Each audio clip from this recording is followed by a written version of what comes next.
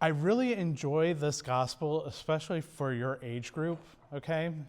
And it's not, your age, but just college age, because this is the first call. This is the call that the apostles received.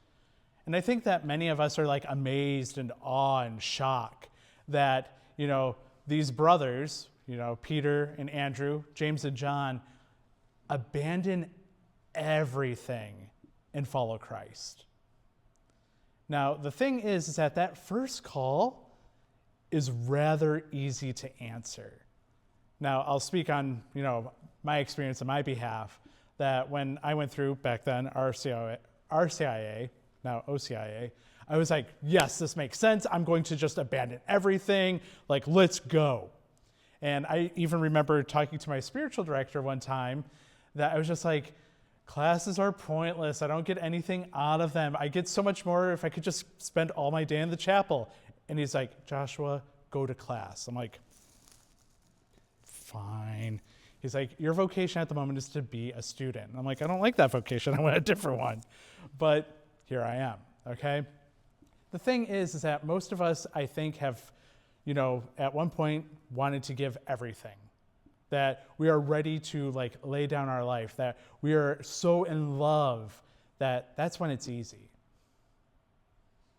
Because the apostles at the Last Supper are going to make crazy statements and promises, especially Peter. Jesus, I will stand by you at every moment. Jesus, I will die with you. Jesus, nothing will tear me away from you. Hey, you sound like that guy over there. Don't know who you're talking about. Hey, you have the same accent, did you come in? I don't know what you're talking about. So why am I sharing this? Why am I saying this? Is that, it's difficult to follow Christ. Yes, it can be difficult when time and time again we have to deny ourselves. Today, if it weren't Sunday, we would be celebrating the conversion of St. Paul.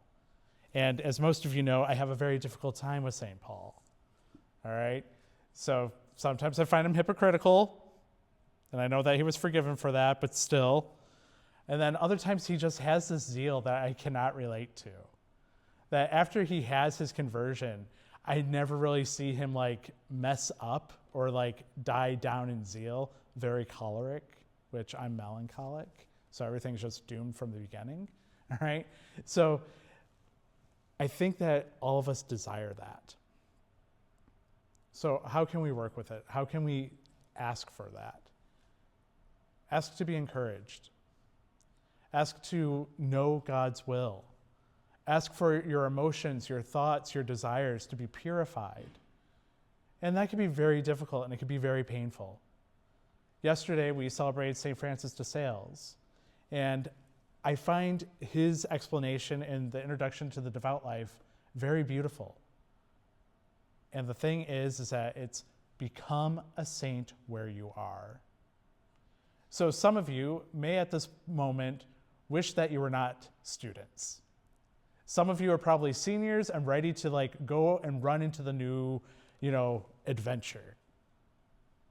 But the thing is that even if it's your last semester, you're still called to be a saint.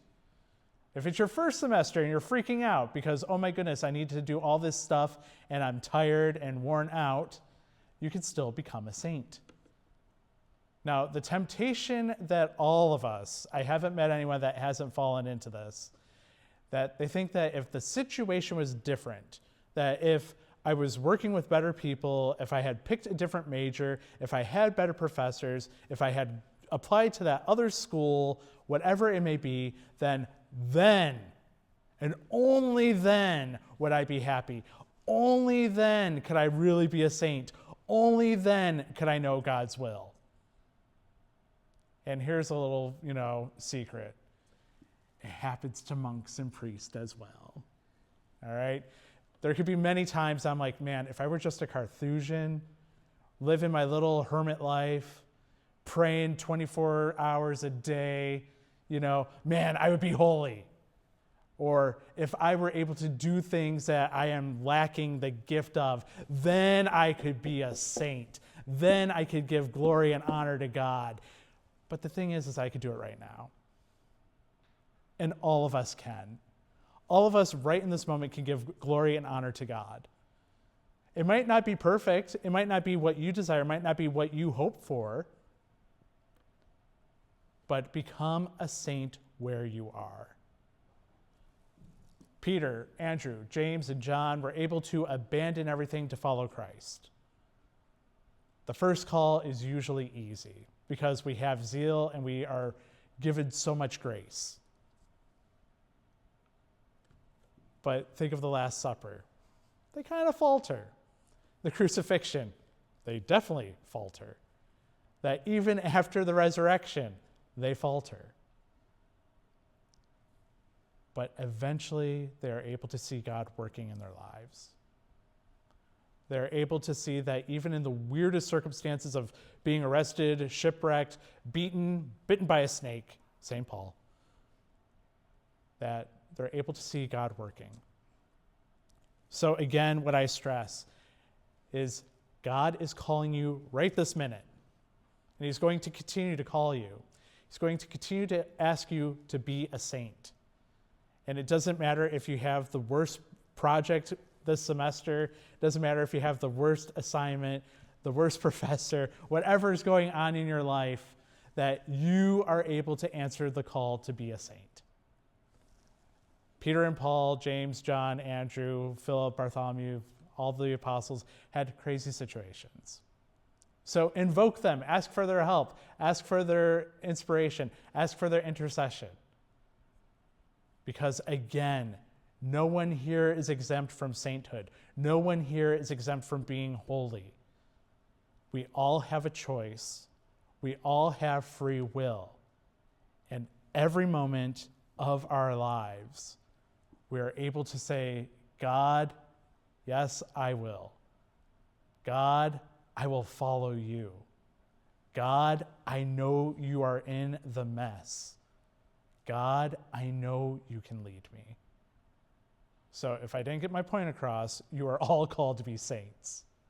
This semester, this academic year, this very minute, all of us are called to be able to share in the honor and glory of God.